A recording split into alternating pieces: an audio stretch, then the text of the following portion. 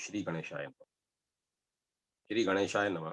ओम गम गणपते नमः। श्री हरि संक्षिप्त भविष्य पुराण ब्रह्म पर्व राजपुरुषों के लक्षण। कार्तिकेय जी ने कहा, ब्राह्मण, आप राजाओं के शरीर के अंगों के लक्षणों को बताने की कृपा करें।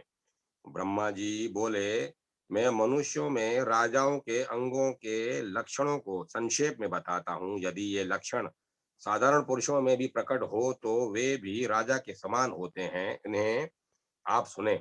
जिस पुरुष के नाभि, स्वर और संधि स्थान के तीन गंभीर हों, जिस पुरुष के नाभि, स्वर और संधि स्थान ये तीन गंभीर हों, मुख, ललाट और वक्ष स्थल ये तीन विस्तीर्ण हो, वक्ष स्थल, कक्ष, नासिका, नख, मुख और क्रकाटिका ये छह उन्नत अर्थात ऊंचे हों, उपस्थ, पीठ, ग्रीवा और जंघा ये चार ह्रस्व हों, नेत्रों के प्रांत, हाथ, पैर, तालु, ओष्ठ, जीवा तथा नख ये सात रक्त वर्ण के हों, हनु, नेत्र, भुजा, नासिका तथा दोनों स्तनों का अंतर ये पांच दीर्घ हों और दंत, केश, उंगलियों के पर्व, त्वचा तथा नख ये पांच सूक्ष्म हों। वह सप्तद्वीपवती पृथ्वी का राजा होता है, जिसके नेत्र कमल दल के समान और अंत में रक्त वर्ण के होते हैं। वह लक्ष्मी का स्वामी होता है। शहद के समान पिंगल नेत्र वाला पुरुष महात्मा होता है। सूखी आंख वाला डरपोक, गोल और चक्र के समान घूमने वाली आंख वाला चोर, केकड़े के समान आंख वाला क्रूर होता है। नील कमल के समान नेत्र होने पर विद्वान, श्याम वर्ण के नेत्र होने पर सौभाग्यशाली, विशाल नेत्र होने पर भाग्यवान, स्थूल नेत्र होने पर राजमंत्री और दीन नेत्र होने पर दरिद्र होता है। बोहें विशाल होने पर सूखी, ऊंची होने पर अल्पायु और विषम या बहुत लंबी होने पर दरिद्र और दोनों बोहों के मिले हुए होने पर धनहीन होता है। मध्य भाग में नीचे की और झुकी बोहों वाले परदारा भी गामी होते हैं। बाल चंद्रकला के समान बोहें होने पर राजा होता है और ऊंचा और निर्मल ललाट होने पर उत्तम पुरुष होता है। नीचा ललाट होने पर स्तुति किया जाने वाला और धन से युक्त होता है। कहीं ऊंचा और कहीं नीचा ललाट होने पर दरिद्र तथा सीप के समान ललाट होने पर आचार्य होता है। स्निग्ध, हास्य युक्त और दीनता से रहित मुख शुभ होता है। दैन्य भाव युक्त तथा आंसुओं से युक्त आंखों वाला एवं रूखे चेहरे वाला श्रेष्ठ नहीं है। उत्तम पुरुष का हास्य कंपन रहित धीरे धीरे होता है। अधम व्यक्ति बहुत शब्द के साथ हंसता है और हंसते समय आंखों को मूंदने वाला व्यक्ति पापी होता है। गोल सिर वाला पुरुष अनेक गौओं का स्वामी तथा चिपटा सिर वाला माता पिता को मारने वाला होता है। घंटे की आकृति के समान सिर वाला सदा कहीं न कहीं यात्रा करता रहता है। निम्न सिर वाला अनेक अनर्थों को करने वाला होता है। इस प्रकार पुरुषों के शुभ और अशुभ लक्षणों को मैंने आपसे कहा।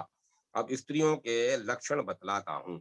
स्त्रियों के शुभाशुभ लक्षण। ब्रह्मा जी बोले, कार्तिकेय, स्त्रियों के जो लक्षण मैंने पहले नारद जी को बतलाए थे, उन्हीं शुभाशुभ लक्षणों को बताता हूँ। आप सावधान होकर सुने। शुभ मुहूर्त में कन्या के हाथ, पैर, उंगलियां, नख, हाथ की रेखा, जंघा, कटी, नाभि, उरु, पेट, पीठ, भुजा, कान, जीवा, होंठ, दांत, कपोल, गला, नेत्र, नासिका, ललाट, सिर, केश, स्वर, वर्ण और भोरी ये सबके लक्षण देखें। जिसकी ग्रीवा में रेखा हो और नेत्रों का प्रांत भाग कुछ लाल हो, वह स्त्री जिस घर में जाती है उस घर की प्रतिदिन वृद्धि होती है। जिसके ललाट में त्रिशूल का चिन्ह होता है वह कई हजार दासियों की स्वामिनी होती है। जिस स्त्री की राजहंस के समान गति, मृग के समान नेत्र, मृग के समान ही शरीर का वर्ण, दांत बराबर और श्वेत होते हैं, वह उत्तम स्त्री होती है। मेंढक के समान कुक्षी वाली एक ही पुत्र उत्पन्न करती है और वह पुत्र राजा होता है। हंस के समान मृदु वचन बोलने वाली, शहद के समान पिंगल वर्ण वाली स्त्री धन धान्य से संपन्न होती है। उसे 8 पुत्र होते हैं। जिस स्त्री के लंबे कान, सुंदर नाक और भुहें धनुष के समान टेढ़ी होती हैं, वह अतिशय सुख का भोग करती है। तन्वी, श्याम वर्णा, मधुर भाषिणी, शंख के समान अतिशय स्वच्छ दांतों वाली, स्निग्ध अंगों से समन्वित स्त्री अतिशय ऐश्वर्य को प्राप्त करती है। विस्तीर्ण जंघाओं वाली, वेदी के समान मध्य भाग वाली, विशाल नेत्रों वाली स्त्री रानी होती है। जिस स्त्री के वाम स्तन पर, हाथ में, कान में, ऊपर या गले पर तिल अथवा मसा होता है, वह स्त्री को उस स्त्री को प्रथम पुत्र उत्पन्न होता है। जिस स्त्री का पैर स्वर्ण रक्त वर्ण हो, ठेहू ने बहुत ऊंचे न हो, छोटी एड़ी हो, परस्पर मिली हुई सुंदर उंगलियां हों, लाल नेत्र हों, ऐसी स्त्री अत्यंत सुख भोग करती है। जिसके पैर बड़े बड़े हों, अंगों में रोम हो, छोटे और मोटे हाथ हो, वह दासी होती है। जिस स्त्री के पैर उत्कट हो, मुख विकृत हो, ऊपर के होंठ के ऊपर रोम हो, वह शीघ्र अपने पति को मार देती है। जो स्त्री पवित्र, पतिव्रता, देवता, गुरु और ब्राह्मणों की भक्त होती है, वह मानुषी कहलाती है। नित्य स्नान करने वाली, सुगंधित द्रव्य लगाने वाली, मधुर वचन बोलने वाली, थोड़ा खाने वाली, कम सोने वाली और सदा पवित्र रहने वाली स्त्री देवता होती है। गुप्त रूप से पाप करने वाली, अपने पाप को छिपाने वाली, अपने हृदय के अभिप्राय को किसी के आगे प्रकट न करने वाली स्त्री मार्जारी संज्ञक होती है। कभी हंसने वाली, कभी क्रीड़ा करने वाली, कभी क्रोध करने वाली, कभी प्रसन्न रहने वाली और पुरुषों के मध्य रहने वाली स्त्री गर्दभी श्रेणी की होती है। पति और बांधवों के द्वारा कहे गए हितकारी वचन को न मानने वाली, अपनी इच्छा के अनुसार विहार करने वाली स्त्री आसुरी कही जाती है।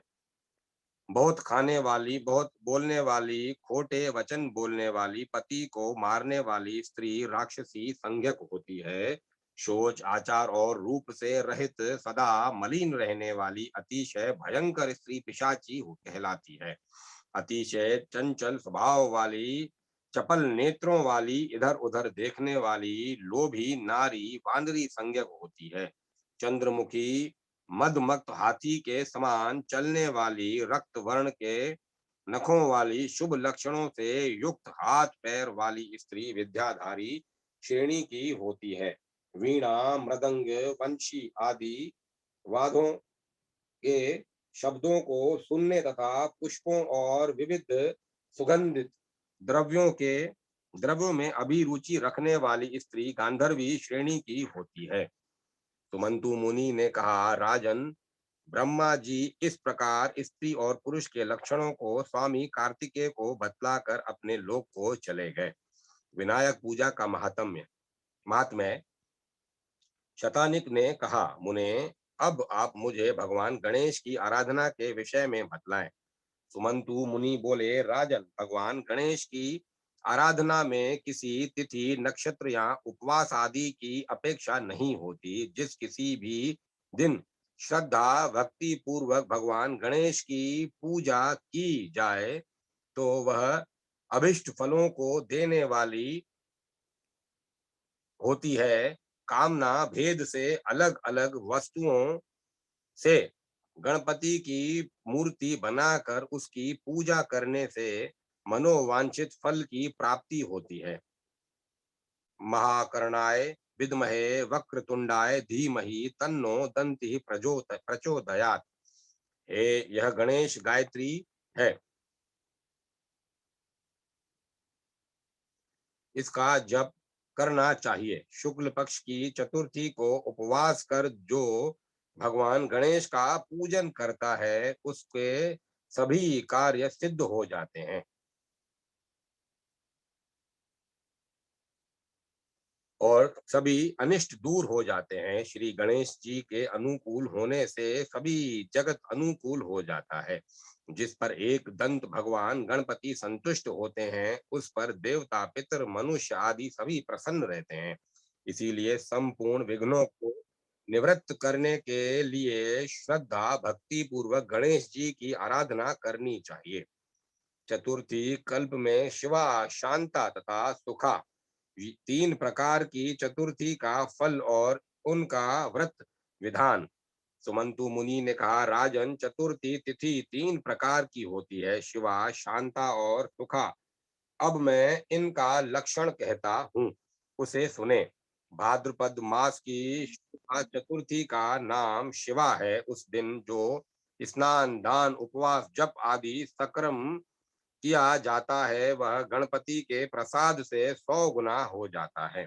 उस चतुर्थी को गुड़, लवण और घृत का दान करना चाहिए। यह शुभ कर माना गया है और गुड़ के अपूपों, मालपुओं से ब्राह्मणों को भोजन कराना चाहिए तथा उनकी पूजा करनी चाहिए। इस दिन जो स्त्री अपने सास और ससुर को गुड़ के पुए और तथा नमकीन पुए खिलाती है, वह गणपति के अनुग्रह से सौभाग्यवती होती है। पति की कामना करने वाली कन्या विशेष रूप से इस चतुर्थी का व्रत करे और गणेश जी की पूजा करे। राजन, यह शिवा चतुर्थी का विधान है। माघ मास की शुक्ला चतुर्थी को शांता कहते हैं। यह शांता तिथि नित्य शांति प्रदान करने के कारण शांता कही गई है।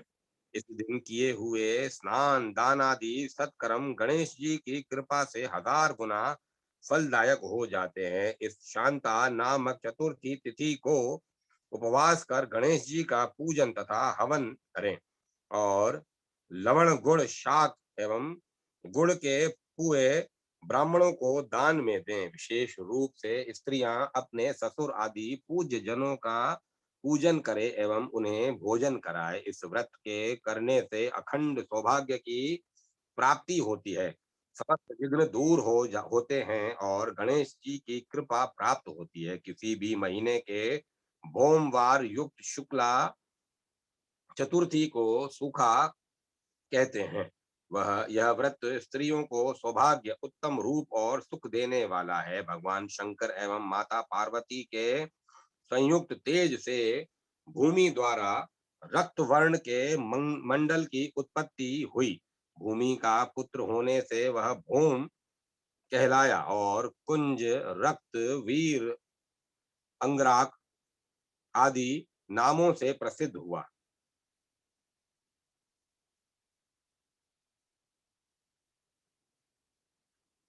वह शरीर के अंगों की रक्षा करने वाला तथा सौभाग्य आदि देने वाला है, इसीलिए अंगराग कहलाया। जो पुरुष अथवा स्त्री भोमवार युक्त शुक्ला चतुर्थी को उपवास करके भक्ति पूर्वक प्रथम गणेश जी का, तदंतर रक्त चंदन, रक्त पुष्प आदि से भोम का पूजन करते हैं, उन्हें सौभाग्य और उत्तम रूप संपत्ति की प्राप्ति होती है। प्रथम संकल्प कर स्नान करें, अनंतर गणेश स्मरण पूर्वक हाथ में शुद्ध मृतिका का शुद्ध मृतिका लेकर इस मंत्र को पढ़ें।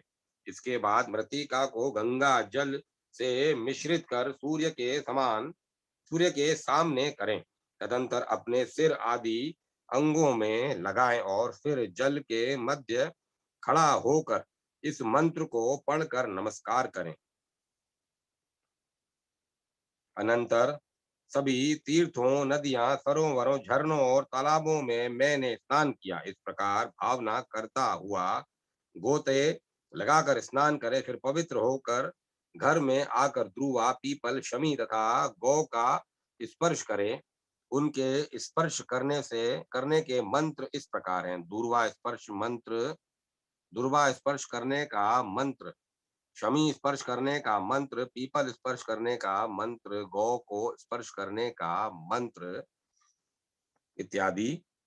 श्रद्धा पूर्वक पहले गौ की प्रदक्षिणा कर उपर्युक्त मंत्र को पढ़ें और गौ का स्पर्श करें। जो गौ की प्रदक्षिणा करता है उसे संपूर्ण पृथ्वी की प्रदक्षिणा का फल प्राप्त होता है। इस प्रकार इनको स्पर्श कर हाथ पैर धोकर आसन पर बैठकर आचमन करें। अनंतर खदिर खैर की समिधाओं से अग्नि प्रज्वलित कर घृत, दुग्ध, यव, तिल तथा विविध भक्ष्य पदार्थों से मंत्र पढ़ते हुए हवन करे। आहुति इन मंत्रों से दे। ओम शर्वाय स्वाहा, ओम सर्वपुत्राय स्वाहा, ओम शोणयुत संग भावाय स्वाहा, ओम कुंजाय स्वाहा, ओम ललितांगाय स्वाहा तथा ओम लोहितांगाय स्वाहा। इन प्रत्येक मंत्रों से 108 या अपनी शक्ति के अनुसार आहुति दे। अनंतर स्वर्ण, चांदी, चंदन या देवदारू के काष्ठ की मंगल की मूर्ति बनाकर तांबे तथा चांदी के पात्र में उसे स्थापित करे। घी, कुमकुम, रक्त, चंदन, रक्त पुष्प, नैवेद्य आदि से उसकी पूजा करें अथवा अपनी शक्ति के अनुसार पूजा करें। अथवा ताम्र, मृत्तिका या बांस से बने पात्र के कुमकुम, केसर आदि से मूर्ति अंकित कर पूजा करें। अग्नि, मूर्धा इत्यादि वैदिक मंत्रों से सभी उपचारों को समर्पित कर वह मूर्ति ब्राह्मण को दे दें और यथाशक्ति घी, दूध, चावल, गेहूं, गुड़ आदि वस्तु भी ब्राह्मण को दें। धन रहने पर कृपणता नहीं करनी चाहिए, क्योंकि कंजूसी करने से फल नहीं प्राप्त।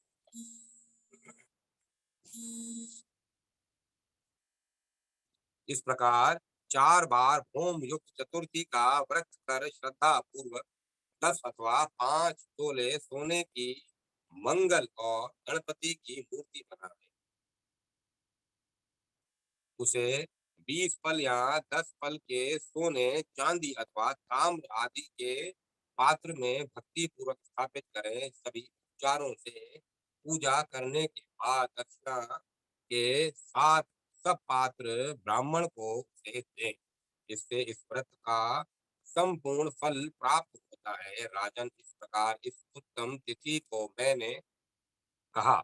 इस प्रकार इस दिन जो व्रत करता है वह चंद्रमा के समान कांतिमान, सूर्य के समान तेजस्वी एवं प्रभावान तथा वायु के समान बलवान होता है। अंत में महागणपति के अनुग्रह से भूम लोक में निवास करता है। इस तिथि के महात्म्य को जो व्यक्ति भक्ति पूर्वक पढ़ता सुनता है वह महापातकादि से मुक्त होकर श्रेष्ठ संपत्ति को प्राप्त करता है। पंचमी कल्प का आरंभ। नाग पंचमी की कथा। पंचमी व्रत का विधान और फल। सुमंतु मुनि बोले, राजन, अब मैं पंचमी कल्प का वर्णन करता हूँ। पंचमी तिथि नागों को अत्यंत प्रिय है और उन्हें आनंद देने वाली है। इस दिन नाग लोक में विशिष्ट उत्सव होता है। पंचमी तिथि को जो व्यक्ति नागों को दूध से स्नान कराता है उसके कुल में वासुकी, तक्षक, कालिया, मणिभद्र, ऐरावत, धृतराष्ट्र, करकोटक तथा धनंजय ये सभी बड़े बड़े नाग अभय दान देते हैं। उसके कुल में सर्प का भय नहीं रहता। एक बार माता के श्राप से नाग लोग जलने लग गए थे। इसीलिए उस दाह की व्यथा को दूर करने के लिए पंचमी को गाय के दूध से नागों को आज भी लोग स्नान कराते हैं। इससे सर्प भय नहीं होता। राजा ने पूछा, महाराज, नाग माता ने नागों को क्यों शाप दिया था और फिर वे कैसे बच गए, इसका आप विस्तार पूर्वक वर्णन करें। सुमंतु मुनि ने कहा, एक बार राक्षसों और देवताओं ने मिलकर समुद्र का मंथन किया। उस समय समुद्र के अतिशय श्वेत उच्चश्वा नामक एक अश्व निकला। उसे देखकर नाग माता क्रुधु ने अपनी सपत्नी सौत विनता से कहा कि देखो, यह अश्व श्वेत वर्ण का है, परंतु इसके बाल काले दिख पड़ते हैं। तब विनता ने कहा कि न तो यह अश्व सर्वश्वेत है, न काला है और न लाल। यह सुनकर क्रुधु ने कहा, मेरे साथ शर्त करो कि यदि मैं इस अश्व के बालों को कृष्ण वर्ण का दिखा दूं तो तुम मेरी दासी हो जाओगी, और यदि नहीं दिखा सकी तो मैं तुम्हारी दासी हो जाऊंगी। विंदा ने यह शर्त स्वीकार कर ली। दोनों क्रोध करती हुई अपने अपने स्थान को चली गई। क्रुधु ने अपने पुत्र नागों को बुलाकर सब वृतांत उन्हें सुना दिया और कहा कि पुत्रों, तुम अश्व के बाल के समान सूक्ष्म होकर अश्व उच्चेश्वा के शरीर से लिपट जाओ, जिससे यह कृष्ण वर्ण का दिखाई देने लगे, ताकि मैं अपनी सोच विनता को जीत कर अपनी दासी बना सकूं। माता के इस वचन को सुनकर नागों ने कहा, माँ, यह छल तो हम लोग नहीं करेंगे, चाहे तुम्हारी जीत हो या हार। छल से जीतना बहुत बड़ा अधर्म है। पुत्रों का यह वचन सुनकर क्रुद्ध ने क्रुद्ध होकर कहा, तुम लोग मेरी आज्ञा नहीं मानते हो, इसलिए मैं तुम्हें शाप देती हूँ कि पांडवों के वंश में उत्पन्न राजा जन्मेजय जब सर्प सत्र करेंगे, तब यह उस यज्ञ में तुम सभी अग्नि में जल जाओगे। इतना कहकर कुरु चुप हो गई। नागगण माता का शाप सुनकर बहुत घबराए और वासुकी को साथ में लेकर ब्रह्मा जी के पास पहुंचे। ब्रह्मा जी को अपना सारा वृतांत सुनाया।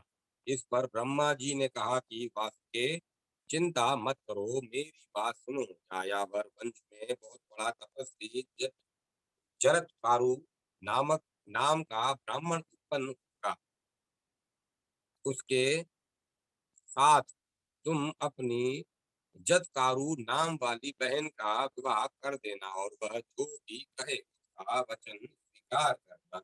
उसे आस्तिक नाम का विख्यात पुत्र उत्पन्न होगा। वह जन्मेजय के सर्प यज्ञ को रुकेगा और तुम लोगों की रक्षा करेगा। ब्रह्मा जी के इस वचन को सुनकर नागराज वासुकी आदि अतिशय प्रसन्न हो उन्हें प्रणाम कर अपने लोक में। सुमंतु मुनि ने इस कथा को सुनाकर कहा, राजन, यह यज्ञ तुम्हारे पिता राजा जन्मेजय ने किया था। यही बात श्री कृष्ण भगवान ने भी युधिष्ठिर से कही थी कि राजन, आज से 100 वर्ष के बाद सर्प यज्ञ होगा, जिसमें बड़े बड़े विषधर और दुष्ट नाग नष्ट हो जाएंगे। करोड़ों नाग जब अग्नि में दग्ध होने लगेंगे, तब आस्तिक नामक ब्राह्मण सर्प यज्ञ रोक कर नागों की रक्षा करेगा। ब्रह्मा जी ने पंचमी के दिन वर दिया था और आस्तिक मुनि ने पंचमी को ही नागों की रक्षा की थी। अतः पंचमी तिथि नागों को बहुत प्रिय है। पंचमी के दिन नागों की पूजा कर यह प्रार्थना करनी चाहिए कि जो नाग पृथ्वी में, आकाश में, स्वर्ग में, सूर्य की किरणों में, सरोवरों में, वापी, कूप, तालाब आदि में रहते हैं, वे सब हम पर प्रसन्न हो, हम उनको बार बार नमस्कार करते हैं। इस प्रकार नागों को विसर्जित कर ब्राह्मणों को भोजन कराना चाहिए और स्वयं अपने कुटुंबियों के साथ भोजन करना चाहिए। प्रथम मीठा भोजन करना चाहिए, अनंतर अपनी अभिरुचि के अनुसार भोजन करें। इस प्रकार नियमानुसार जो पंचमी को नागों का पूजन करता है, वह श्रेष्ठ स्थान में बैठकर नागलोक को जाता है और बाद में द्वापर युग में बहुत पराक्रमी रोग रहित तथा प्रतापी होता राजा होता है। इसीलिए घी घी तथा गूगल से इन नागों की पूजा करनी चाहिए। राजा ने पूछा, महाराज, क्रुद्ध क्रूर्ध सर्प के काटने से मरने वाला व्यक्ति किस गति को प्राप्त होता है, और जिसके माता पिता भाई पुत्र आदि सर्प के काटने से मरे हों, उनके उद्धार के लिए कौन सा व्रत दान तथा अथवा उपवास करना चाहिए, यह आप बताएं। सुमंतु मुनि ने कहा, राजन, सर्प के काटने से जो मरता है वह जो अधोगति को प्राप्त होता निविर्ष सर्प होता है, और जिसके माता पिता आदि सर्प के काटने से मरते हैं वह उनकी सदगति के लिए भाद्रपद के शुक्ल पक्ष की पंचमी तिथि को उपवास कर नागों की पूजा करे। यह तिथि महापुण्य कही गई है। इस प्रकार 12 महीने तक चतुर्थी तिथि के दिन एक बार भोजन करना चाहिए और पंचमी को व्रत कर नागों की पूजा करनी चाहिए। पृथ्वी पर नागों का चित्र अंकित कर अथवा सोना, काष्ठ या मिट्टी का नाग बनाकर पंचमी के दिन करवीर, कमल, चमेली आदि गंध, धूप और विविध नैवेद्यों से उनकी पूजा कर घी और लड्डू उत्तम 5 ब्राह्मणों को खिलाएं। अनंत वासुकी, शंख, पद्म, कंबल, करकोटक, अश्वतर, कृत, राष्ट्र, शंखपाल, कालिय, तक्षक और पिंगल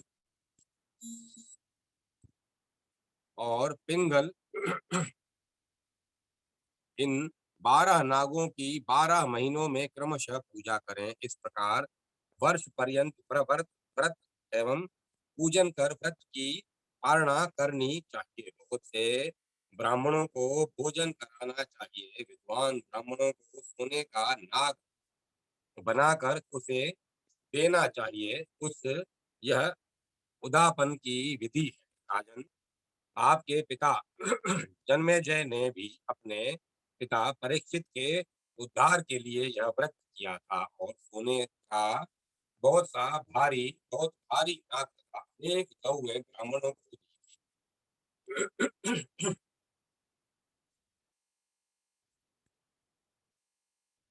ऐसा करने पर वे पितृ ऋण से मुक्त हुए थे और परीक्षित के ने भी उत्तम लोक को प्राप्त किया था। आप भी इसी प्रकार सोने का नाग बनाकर उनकी पूजा कर उन्हें ब्राह्मण को दान करें। इससे आप भी पितृ ऋण से मुक्त हो जाएंगे। राजन, जो कोई भी इस नाग पंचमी व्रत को करेगा, सांप से डसे जाने पर भी वह शुभ लोक को प्राप्त होगा, और जो व्यक्ति श्रद्धा पूर्वक यह कथा को सुनेगा उसके कुल में कभी भी सांप का भय नहीं होगा। इस पंचमी व्रत के करने से उत्तम लोक की प्राप्ति होती है।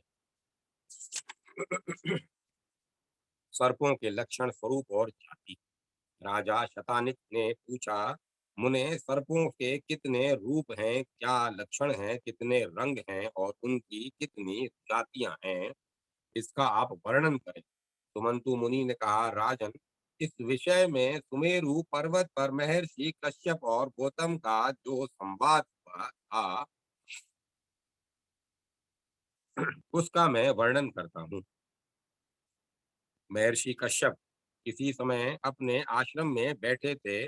उस समय वहां उपस्थित महर्षि गौतम ने उन्हें प्रणाम कर विनय पूर्वक पूछा, महाराज, सर्पों के लक्षण, जाति, वर्ण और स्वभाव किस प्रकार के हैं, उनका आप वर्णन करें तथा उनकी उत्पत्ति किस प्रकार हुई है यह भी बताएं। वे विष किस प्रकार छोड़ते हैं, विष के कितने वेग हैं, विष की कितनी नाड़ियां हैं, सांपों के दांत कितने प्रकार के होते हैं, सर्पणी को गर्भ कब होता है और वह कितने दिनों में प्रसव करती है, स्त्री पुरुष और नपुंसक सर्प का क्या लक्षण है, ये क्यों काटते हैं, अब इन सब बातों को आप कृपा कर मुझे बताइए। कश्यप जी बोले, मुने आप ध्यान देकर सुने, मैं सर्पों के सभी भेदों का वर्णन करता हूँ। ज्येष्ठ और आषाढ़ मास में सर्पों को मद होता है, उस समय वे मैथुन करते हैं। वे वर्षा ऋतु के 4 महीने तक सर्पिणी गर्भ धारण करती है।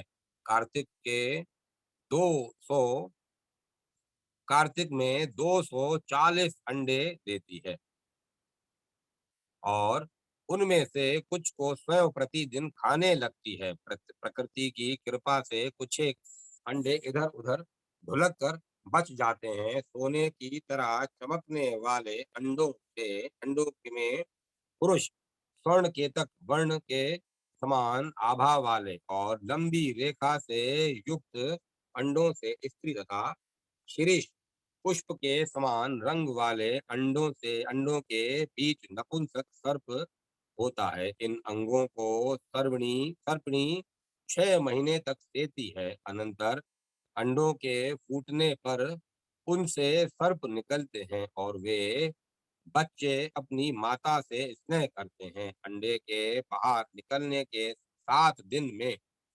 बच्चों का कृष्ण वर्ण हो जाता है। सर्प की आयु 120 वर्ष की होती है और उनकी मृत्यु 8 प्रकार से होती है। मोर से, मनुष्य से, चकोर पक्षी से, बिल्ली से, नकुल से, शुकर से, वृक्ष के और गौ, भैंस, घोड़े, ऊंट आदि पशुओं के खुरों से दब जाने पर, इनसे बचने पर सर्प 120 वर्ष तक जीवित रहते हैं।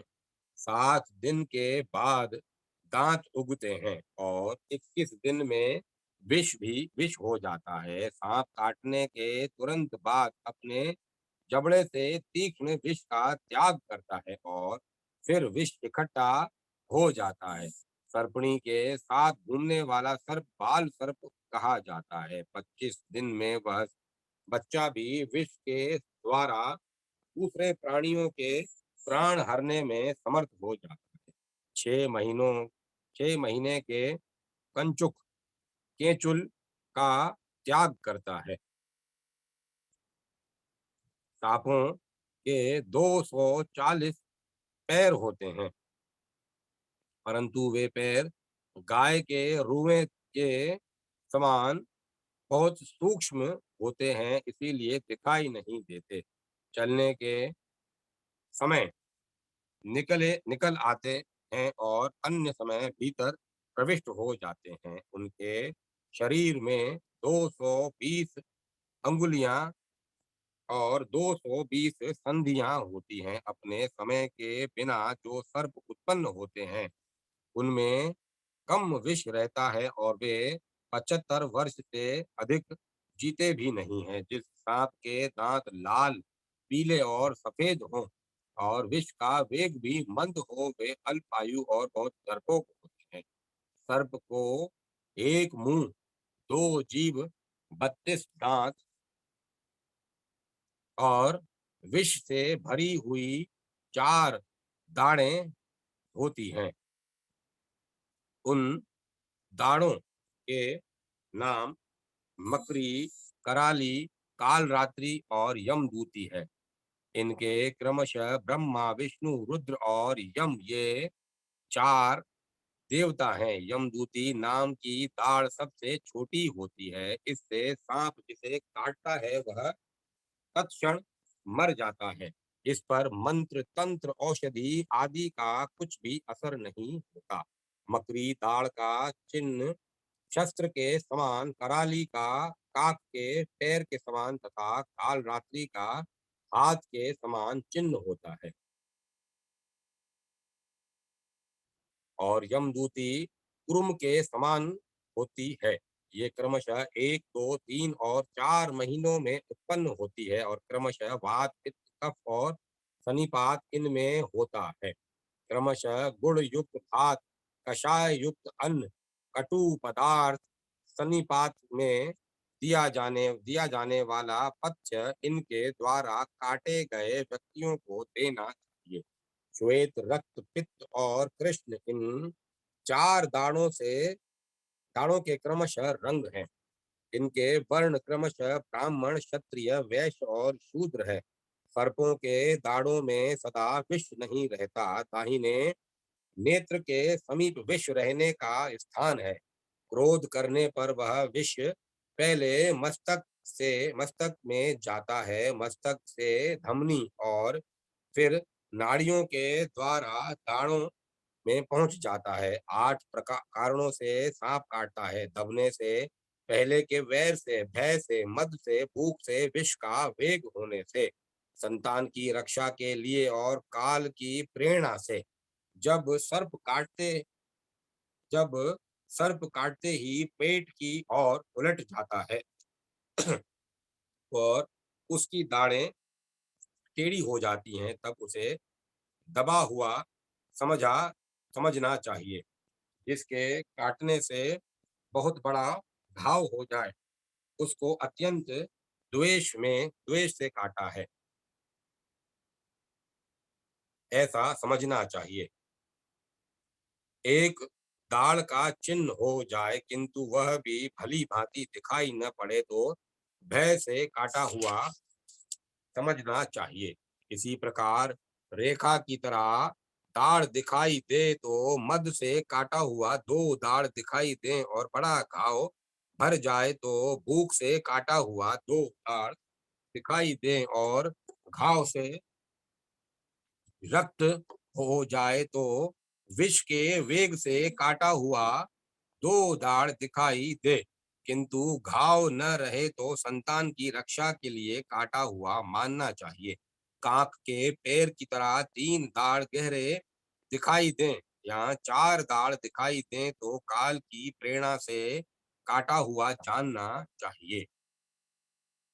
यह असाध्य है, इसकी कोई भी चिकित्सा नहीं है। सर्प के काटने के दंश दृष्टानुपित और दृष्टोदत्व, ये 3 भेद हैं। सर्प के काटने के बाद ग्रीवा आदि झुके तो दृष्ट तथा काट कर पार हो जाए तो दृष्टानुपित कहते हैं। इसमें तिहाई विष चढ़ता है और काट कर सब विष उगल दें और तथा स्वयं निर्विष होकर उलट जाए, पीठ के बल उल्टा हो जाए, उसका पेट दिखाई दे तो उसे दंष्टोदय कहते हैं।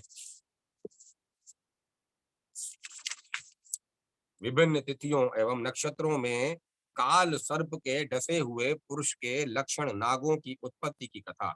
कश्यप मुनि बोले, गौतम, अब मैं काल सर्प से काटे हुए पुरुषों का लक्षण कहता हूँ। जिस पुरुष को काल सर्प काटता है उसकी जीवा भंग हो जाती है और हृदय में दर्द होता है, नेत्रों से दिखाई नहीं देता, दांत और शरीर पके हुए जामुन के फल के समान काले पड़ जाते हैं, अंगों में शिथिलता आ जाती है, विष्ठा का परित्याग होने लगता है, कंधे, कमर और ग्रीवा झुक जाती है, मुख नीचे की ओर लटक जाता है, आंखें चढ़ जाती हैं, शरीर में दाह और कंप होने लगता है, बार बार आंखें बंद हो जाती हैं। शस्त्र से शरीर में काटने पर खून नहीं निकलता, बेत से मारने पर भी शरीर में रेखा नहीं पड़ती, काटने का स्थान कटे हुए जामुन के समान नीले रंग का फूला हुआ रक्त से परिपूर्ण और कौवे के पैर के समान हो जाता है। हिचकी आने लगती है, कंठ अवरुद्ध हो जाता है, श्वास की गति बढ़ जाती है, शरीर का रंग पीला पड़ जाता है। ऐसी अवस्था को काल सर्प से काटा हुआ समझना चाहिए, उसकी मृत्यु आसन समझनी चाहिए।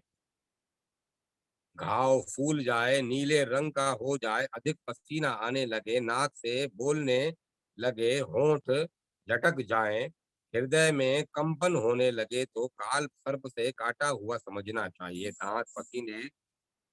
दांत पीसने लगे, नेत्र उलट जाएं, लंबी श्वास आने लगे, ग्रीवा लटक जाए, नाभि फटकने लगे तो काल सर्प से काटा हुआ जानना चाहिए।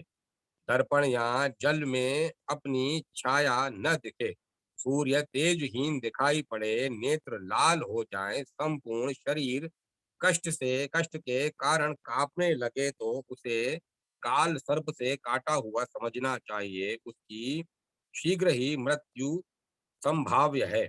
अष्टमी, नवमी, कृष्ण चतुर्थी और नाग पंचमी के दिन जिसको सांप काटता है उसके प्राय प्राण नहीं बचते। आद्रा, आश्लेषा, मघा, भरणी, कृतिका, विशाखा तीनों पर्वों मूल, स्वाति और शतभिक्षा नक्षत्र में जिसको सांप काटता है वह भी नहीं जीता। इन नक्षत्रों में विष पीने वाला व्यक्ति भी तत्काल मर जाता है। पूर्वोक्त तिथि और नक्षत्र दोनों मिल जाएं और खंडहर में, शमशान में और सूखे वृक्ष के नीचे जिसे सांप काटता है वह नहीं जीता। मनुष्य के शरीर में 108 मर्म स्थान है। उनमें भी शंख अर्थात ललाट की ठुड्डी, आंख, भ्रूमध्य, वस्ती, अंडकोश का ऊपरी भाग, कक्ष, कंधे, हृदय, वक्षस्थल, तालू, ठुड्डी और गुदा, ये 12 मुख्य मर्म स्थान हैं। इसमें सर्प काटने से अथवा शस्त्रघात होने पर मनुष्य जीवित नहीं रहता। अब सर्प काटने के बाद जो वेद को बुलाने जाता है उस वेद का लक्षण कहता हूँ। उत्तम जाति का हीन वर्ण दूत और हीन जाति का उत्तम वर्ण दूत भी अच्छा नहीं होता।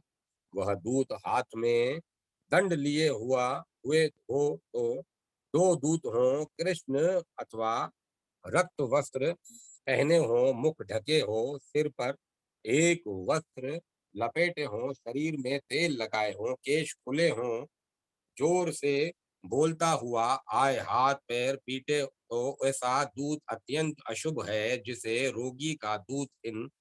रोगी का दूत इन लक्षणों से युक्त वैद्य के समीप जाता है वह रोगी अवश्य ही मर जाता है। कश्यप जी बोले, गौतम, अब मैं भगवान शिव के द्वारा कथित नागों की उत्पत्ति के विषय में कहता हूँ। पूर्व काल में ब्रह्मा जी ने अनेक नागों एवं ग्रहों की सृष्टि की। अनंत नाग, सूर्य, वासुकी, चंद्रमा, तक्षक, भूम, कर्कोटक, बुध, पद्म, बृहस्पति, महापद्म, शुक्र, कुलिक और शंखपाल, शनेश्वर ग्रह के रूप में रविवार के दिन 10वां और 14वां यामार्ध, सोमवार को 8वां और 12वां भोमवार को, छठा और 10वां बुधवार को, 9वां बृहस्पति को, दूसरा और छठा शुक्र को, चौथा 8वां और 10वां शनिवार को, पहला 16वां दूसरा और 12वां प्रारब्ध अशुभ है। इन समयों में सर्प के काटने से व्यक्ति जीवित नहीं रहता। अब मैं कथा को विराम देता हूँ।